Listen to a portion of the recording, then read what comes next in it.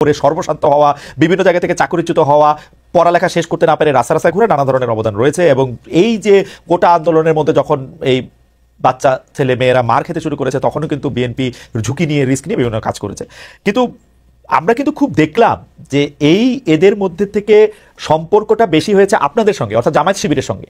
আমরা দেখলাম যে প্রত্যেকটা শিক্ষাঙ্গনে জামায়াতের কথা মতো বা জামায়াত যাদেরকে নিয়োগ করতে চায় সেই রকম ভিসি, প্রক্টর, প্রভিসি সেরকম আসতেছেন। স্বাস্থ্যক্ষেত্রে আমরা দেখতেছি যে জামায়াতের দেয়া লিস্ট দিয়ে বিভিন্ন জায়গায় গুরুত্বপূর্ণ জায়গায় এটি পদায়ন হচ্ছে। তারপরে কিছুদিন পরে আমরা দেখলাম সমন্বয়করা ওপেনলি বলতেছেন যে জামায়াত শিবিরই আসলে আমাদেরকে এখানে সাহায্য করেছে। সমন্বয়কদের মধ্যে আপনারা উল্লেখযোগ্য অংশ দেখলাম যারা স্লিপিং এজেন্ট হয়ে ছাত্রলীগের মধ্যে ছিল।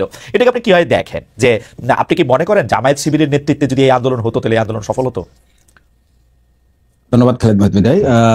দুটো বিষয়, একটা হচ্ছে প্রথমত আমাদের সংগঠনের পক্ষ থেকে আমরা প্রথম থেকে বলে আসছি যে এই 2024 সালের জুলাই আগস্টের যে গণ অভ্যুত্থান, এটা কোনো একটা দলের ক্রেডিট হওয়ার কথা না। এটা হচ্ছে এদেশের ছাত্র জনতার যৌথ আন্দোলনের ফসল এবং এটাই জনতার, এদেশের মানুষের ক্রেডিট, এদেশের ছাত্র জনতার ক্রেডিট। দুই হচ্ছে আমিরে জামাত ডক্টর শফিকুর রহমান খুব ক্লিয়ারলি এবং সেভারাল টাইম এটা বলেছেন, রিপিটেডলি বলেছেন যে আমাদের এই শহীদেরা কোনো দলের সম্পদ না। আমরা কখনোই আমাদের যে হিসাব নিতে বলা হয়েছে যে থানা থেকে, বিভাগ থেকে, ডিস্ট্রিক্ট থেকে, ঢাকা সিটিগুলো থেকে এবং তাদের পাশে দাঁড়ানোর প্রত্যেকটা ইস্যুতে আমরা বলেছি যে যারা শহীদ হয়েছেন তারা আমাদের দলের বা ব্যক্তির বা কোনো গোষ্ঠীর সম্পদ না, তারা হচ্ছেন দেশের সম্পদ।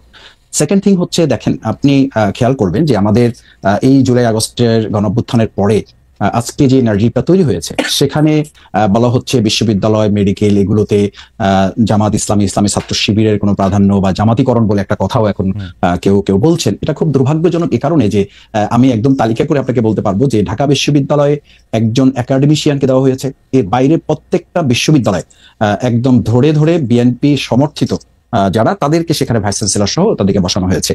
তো কিন্তু মাসুদ আমি একটা কথা বলি, কেউ জামাত করে কিনা গুরুত্বপূর্ণ, সেটা তো আমরা 15 বছর পরে জানতে পারবো। কারণ এই যে ধরেন সমন্বয়কদের মধ্যে যারা জামাত করতো সেটা তো আমরা এখন জানতে পারতেছি। বা এইজন্য মানে ব্যাপারটা জামাতের ব্যাপারটা এরকম যে জামাত শিবির একটু স্লিপিং এজেন্ট হিসেবে থেকে যায় দলের মধ্যে।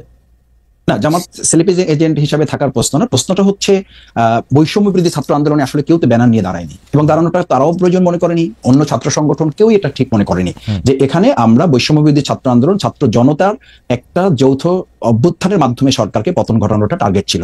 সুতরাং সেখানে স্লিপিং অথবা আপনি শোয়িং দুটো কোনোটাকেই তো আপনি এখানে আইডেন্টিটি করার দরকার নাই, কারণ প্রয়োজনীয় হয় নাই। সুতরাং তারপরে যেটা হয়েছে যে জামাত ইসলামী, ইসলামী ছাত্র শিবিরকে আমরা জনগণের হাতে ছেড়ে দিয়েছি যে তারা ঠিক করবে। কারণ 15 বছর আমরা তো দেখেছি যে আওয়ামী লীগ মুক্তিযুদ্ধকে, মুক্তিযোদ্ধাদেরকে তাদের ব্যক্তিগত, পারিবারিক, দলীয় সম্পদ বানিয়ে পুরো এই মুক্তিযুদ্ধ এবং মুক্তিযোদ্ধাদেরকেই বিতর্কিত করেছে এবং তাদেরকে প্রশ্নবিদ্ধ শুধু করে নাই, তাদেরকে লাঞ্ছিত করেছে এবং এটাকে একটা মানুষের খুব মানে ঘৃণীয় পর্যায়ে নিয়ে গেছে। আমরা মনে করি যে 2024-এর এরকম একটা বড় অর্জনও কোন একটা দল বা ব্যক্তি বা গোষ্ঠীর জায়গা না গিয়ে এটা জাতীয় একটা সম্পদের মতো করে থাকুক, সকলের সম্মানের জায়গা থাকুক। এরপরে যদি কোনো ব্যক্তি এই 2024-এর যে গণ অভ্যুত্থানের যে আগেরটা একটু জিজ্ঞেস করি, মুক্তিযুদ্ধটা কি থাকা উচিত তাহলে? মুক্তিযুদ্ধটা দেশের মানুষের সম্পদ হবে। আপনি বলছেন যে আওয়ামী লীগ এটাকে নিজস্ব সম্পদ করতে চাইছিল, কুক্ষিগত করতে চাইছিল। আপনারা তো আওয়ামী লীগের যে ন্যারেটিভ ছিল যে ওরা না থাকলে কি হবে সেটা প্রমাণ করার জন্য তো মানে ব্যস্ত হয়ে গেছেন। আমি দেখতে পাচ্ছি ইসলামিক ছাত্র শিবিরের এটাকে প্রত্যাহার করা হয়েছে প্রকাশনাটা, কিন্তু আমি ইসলামিক ছাত্র শিবিরের সেক্রেটারিকে নিজের মুখে বলতে শুনছি যে এটা কেন জাস্টিফাই না আসলে ওইটা কেন থাকার জন্য। আপনি জানেন যে এটার মধ্যে থেকে ও নিজের মুখে উনি বলছেন টেলিভিশনে যে এটা একটা ধারাবাহিকতার একটা অংশ, একটা লেখক এটা মনে করছেন, আমাদের মধ্যে থেকে এটা এরকম নানা ধরনের এটার মধ্যে এটা হয়। এবং সেই বক্তব্য কি ছিল? মুসলমানরা ভুল পথে গিয়ে মুক্তিযুদ্ধ করছে, আল্লাহ মুসলমানদের হেদায়েত করুক বা এটা ভালো হোক, তাই তো? না, এখানে তো প্রাসঙ্গিক তো বিষয়, এটা অন্যদিকে আপনি গেলেন। সেটা আপনি মুক্তিযুদ্ধটা নিয়ে আপনাদের অবস্থা ক্লিয়ার মাসুদ ভাই, আপনাদের অবস্থা ক্লিয়ার বিষয় আমাদের ক্লিয়ার হচ্ছে যে আমি বলেছি যে মানে এই কথাটা তো ঠিক যে মুক্তিযুদ্ধ এবং মুক্তিযোদ্ধাদের মতো এত সম্মানিত এই জায়গাটাকে আওয়ামী লীগ এটাকে বিতর্কিত, প্রশ্নবিদ্ধ করেছে এবং একটা নিন্দনীয় জায়গায় নিয়ে গেছে তাদের দলীয় সম্পদের উপর। আমি যেটা বোঝাতে চাইছি আপনাকে, প্রথম কথাটা আমাদের নেশনকে, আমাদের মেসেজটা তো ক্লিয়ার করতে হবে। আমরা বোঝাতে চাই যেটা যে 2024-এর এই অর্জনটাও যেন আমরা কোনো ব্যক্তি, দল, গোষ্ঠী, রাজনীতির কোনো মার প্যাচে এটা যেন বিতর্কিত না হয়, এটা যেন প্রশ্নবিদ্ধ না হয়। সেই জায়গায় 1971 সালে বাংলাদেশ জামাত ইসলামীর অবস্থান আমরা বহুবার প্রকাশ করেছি, বহুবার পরিষ্কার করেছি। আমরা আমাদের কথা স্পষ্ট করেছি যে দেশের স্বাধীনতা সার্বভৌমত্বকে ধারণ করে বাংলাদেশ জামাত ইসলামী, ইসলামী ছাত্র শিবির তার রাজনৈতিক কর্মকাণ্ড পরিচালনা করে। এবং সেই কারণে আপনি দেখেন যে 2024-এর এই গণ অভ্যুত্থানের মাত্র কয়েকদিন আগে আমাদেরকে নিষিদ্ধ করা হলো। কাউকে নিষিদ্ধ করা আমাদের করা হলো এই কারণে যে তখনকার আন্দোলন সংগ্রামে বাংলাদেশ জামাত ইসলামী, ইসলামী ছাত্র শিবিরকে সরকার এবং তৎকালীন গোয়েন্দা সংস্থার রিপোর্ট অনুযায়ী তাদের কাছে মনে হয়েছে দেশপ্রেমের সামগ্রিক চেতনাটাকে বাংলাদেশ জামাত ইসলামী, ইসলামী ছাত্র শিবির লোকেরা ধারণ করে এই কাজটা করছে। আর ছাত্র শিবির তার ছাত্র সংবাদে প্রকাশনা যেটা করেছে এটা একটা বিচ্ছিন্ন ঘটনা। আমি মনে করি যে তাদের এখানে একজন গবেষক একটা লেখা লিখেছে এবং তারা এটা পরে যখন বুঝতে পেরেছে বা এটা তাদের নজরে এসেছে, না না আমি একটু খালি আমি বলছি যে যখন তাদের নজরে এসেছে তারা প্রত্যাহার করেছে এবং এটার জন্য তারা দুঃখ প্রকাশ করেছে। জি জি জানাব।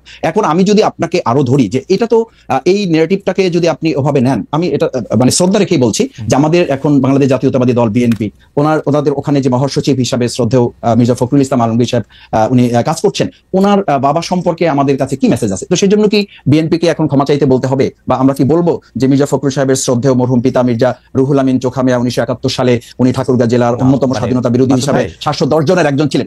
একটু শেষ করছি যে এই কারণে কি এখন বিএনপিকে আমরা ধরবো? আমাদের নেতৃবৃন্দকে ফাঁসি দেওয়া হয়েছে, তার সাথে তো সালাউদ্দিন কাদের চৌধুরী সে ওনাকেও ফাঁসি দেওয়া হয়েছে। তাতে কি বিএনপিকে আমরা এখন বলবো যে তাকেও ক্ষমা চাইতে হবে বা স্বাধীনতা বিরোধিতা নিয়ে তাদের মধ্যে কনফিউশন আছে? না মাসুদ ভাই, ব্যক্তি আর দলের অবস্থা তো ভিন্ন।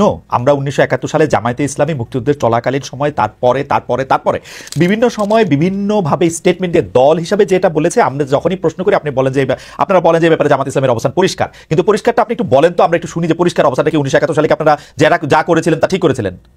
না, পরিষ্কারটা হচ্ছে এই যে বাংলাদেশ তখন যে অবস্থার প্রেক্ষিতে স্বাধীন হয়েছিল, মাওলানা ভাসানী রহমাহুল্লাহ উনি তো পরিষ্কার বলেছেন যে তখন 70-এর যে ভোট, আপনি নিশ্চয়ই আরো ভালো জানবেন, সেই 70-এর ভোটে তো তিনি এই স্লোগান দিয়েছিলেন যে ভোটের বাক্সে লাথি মারো, বাংলাদেশ কায়েম করো। তো সেই বাংলাদেশ কায়েম করা প্রসঙ্গে এসে মরহুম প্রেসিডেন্ট শেখ মুজিবুর রহমান উনি তো বাংলাদেশের স্বাধীনতা উনি শেষ পর্যন্ত তো চান না। 7 মার্চের উনি ভাষণ, তার পরবর্তী সময়গুলো আমরা তো লক্ষ্য করেছি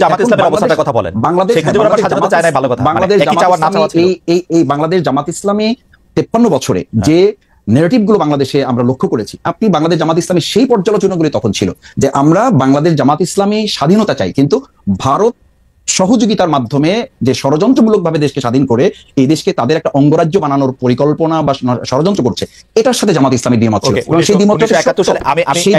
পরিষ্কার অবস্থানটা আবার বলি, আপনার পরিষ্কার অবস্থাটা হচ্ছে 1971 সালে শেখ মুজিবুর রহমান স্বাধীনতা চায় নাই, কিন্তু জামায়াতে ইসলামী স্বাধীনতা চাইছিল, এবং চাইছিল হচ্ছে ভারত সাহায্য করবে না এরকম একটা অবস্থা স্বাধীনতা, তাই তো? ভারতের ষড়যন্ত্রমূলক ওই সহযোগিতাকে সাথে নিয়ে আমরা, এবং এই অবস্থানে কোনো পরিবর্তন, এই 71 থেকে 25 পর্যন্ত কোনো অবস্থার পরিবর্তন হয় নাই, তো এটাই ছিল, তো এটাই থেকে এই 2024-এ সেটার পরিবর্তন হয়েছে। আমি বলেছি এবং আমাদের ছাত্ররা তো বলেছে, জনতাও বলেছে যে ওই 2024-এ 5ই আগস্ট আমরা কিন্তু শুধুমাত্র একটা সরকার পরিবর্তন ঘটাই নাই, আমরা আমাদের এই সন্তানেরা, আমাদের এই ছাত্র জনতা সেদিন একটা আধিপত্যবাদেরও আমরা পতন ঘটিয়েছি। কারণ আপনি জানেন যে আপনার একটা ইস্যু আমি আলোচনাতেও দেখেছি এবং আমাদের দেশের গোয়েন্দা সংস্থা পরবর্তীতে বিভিন্ন আলোচকরাও বলেছেন যে সেদিন 2024-এর জুলাই আগস্টে আমাদের পার্শ্ববর্তী রাষ্ট্রের একটা সক্রিয় এবং শক্তিশালী গোয়েন্দা সংস্থা এই দেশের তৎকালীন দুষ্ট চক্র আইন শৃঙ্খলা বাহিনীতে যারা ছিলেন তাদের সাথে সম্পৃক্ত থেকে আমাদের দেশের ছেলেদের উপর গুলি করা হয়েছে। আমি আমার 67 দিনের রিমান্ডে আমি একটা সাক্ষাৎকারে বলেছি, আপনাকে আবার একটু স্মরণ করাচ্ছি, যে আমাকে যখন ইন্টারোগেশন সেলে নেওয়া হয়েছে তখন চোখ বাঁধা, হাত পা বাঁধা অবস্থায় আমাকে যখন দুটো চেয়ারে শোয়ানো হয়েছে, আমি তাদের কাছে খুব ইসের সাথে জানতে চেয়েছিলাম, স্পষ্টভাবে জানতে চেয়েছিলাম যে আমার চোখ খুলে দেন অথবা আমাকে দেখতে দেন অথবা আমাকে পরিচয় দেন যে আপনারা কারা আমার ইন্টারোগেশনে আসছেন। ওনারা অসতর্কতাবশত হোক অথবা কৌশলগত দিক থেকে ওনাদের মনে না থাকার কারণে হোক, ওনারা বলেছেন এখানে দেশি বিদেশি সংস্থার লোকেরা আছে। যখন দেশ গিয়ে আমরা একটু আসলে একটু প্রিসাইজ থাকতে চেষ্টা করি। অর্থাৎ 1971 সালে যেভাবে বাংলাদেশ স্বাধীন হয়েছিল, জামাত ইসলাম এটার সাথে একমত ছিল না, তো জামাত ইসলাম এটার সাথে একমত কখনোই পোষণ করে নাই। 2024 সালে আইসে বাংলাদেশ, আপনি মনে করতেছেন 2024 সালে আসে বাংলাদেশ একটা অন্যরকম স্বাধীনতা পাইছে, এটা কি ব্যাপারটা এরকম? মানে ভারত তারতে এলিমেন্ট আমি চাইতেছি না, আপনি 1971 সালে জামাতের অবস্থা সঠিক ছিল। 2 লাইনের জামাত ইসলামের 2 লাইনের কথাটা আসলে কোনো একটা কোশ্চেনের কথা আপনি কখনো 2 লাইনে বলতে পারবেন না। আপনি আমাকে বলেছেন সেইজন্য কথাটা উঠলো যে আপনাদের অবস্থাটা কি পরিষ্কার, কিন্তু আমি কখনো এই পরিষ্কার কথাটা জানতে পারি না। পরিষ্কার কথা হচ্ছে এইটা যে বাংলাদেশ জামাত ইসলামী স্বাধীনতাটা ভারতের ষড়যন্ত্রমূলক সহযোগিতার মাধ্যমে চায়নি, কিন্তু যখন স্বাধীন হয়েছে দেশ, সেই স্বাধীনতাকে ধারণ করে জামাত ইসলাম, ইসলামী ছাত্র শিবির তার সামগ্রিক কার্যক্রম পুরো পরিচালিত হয়ে আসছে এবং সেটা প্রমাণিত এবং পরীক্ষিতভাবে দেশের জনগণ সেটা গ্রহণ করেছে। ফ্যান্টাস্টিক। আচ্ছা, আমি এই যে এইখানকার একজন উপদেষ্টা আছে বর্তমান সরকারে, তার নাম মাহফুজ আলম, তিনি বলেছেন যে